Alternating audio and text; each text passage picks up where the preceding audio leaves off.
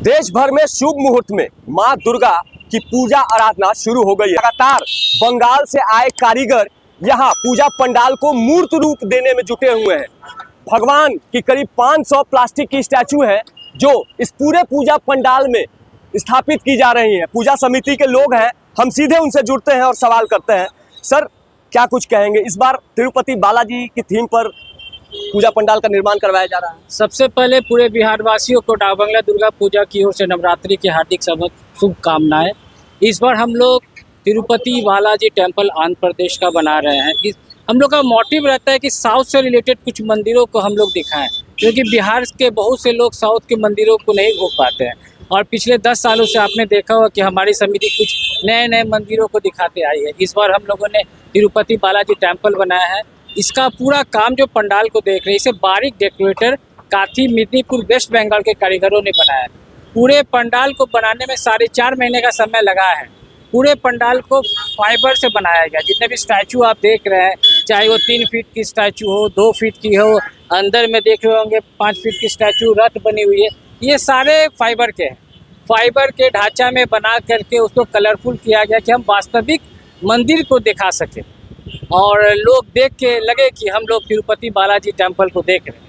बात किया जाए अष्टमी नवमी की, तो भीड़ प्रबंधन को लेकर क्या कुछ इंतजाम किए गए? क्योंकि पटना का डाक बंगला चौराहा की अगर हम बात करें तो सबसे व्यस्ततम चौराहा और सबसे व्यस्त पूजा पंडाल के रूप में जाना जाता है। बिल्कुल, सबसे बड़ी बात यह है कि इस बार सप्तमी अलग है और अष्टमी नवमी एक दिन है।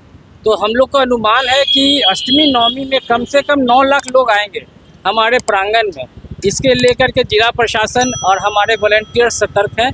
वो लोग चाहेंगे कि जितनी से जितनी सुविधा हो हमारे प्रांगण में, जो भक्त आए हो वो हमारे प्रांगण में आए, सुविधाजनक दर्शन करें, माँ का आशीर्वाद लें और आगे की ओर बढ़ें। और क्या कुछ खास है इस बार के पूजा पंडाल में? एक तो तिरुपति बालाजी के रूप का थीम दिया जा रहा है, और क्या कुछ खास इंतजाम भक्तों के लिए किए गए?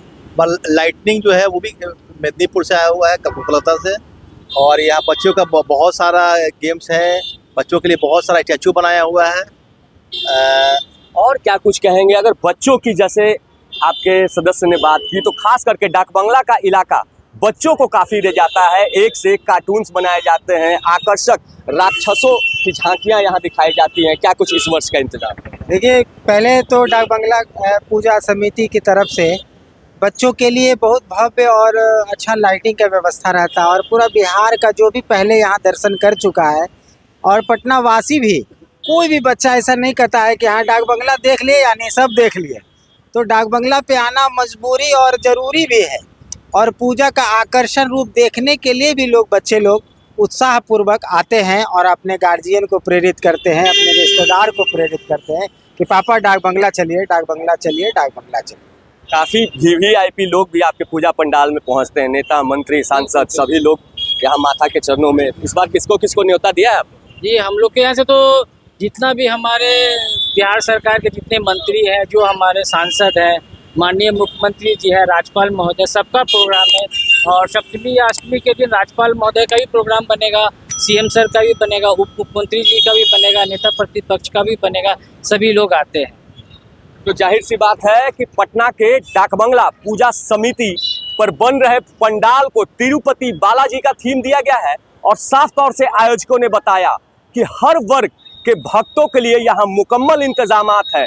महिलाओं के लिए अलग से बैरिकेटिंग कर लाइनिंग की व्यवस्था की गई है, तो बच्चों के लिए यहाँ आकर्षक झांकियों के भी इंतजामात किए गए। सहयोगी सन्नी के साथ नीरज त्रिपाठी, न्यूज़ 24 पटना।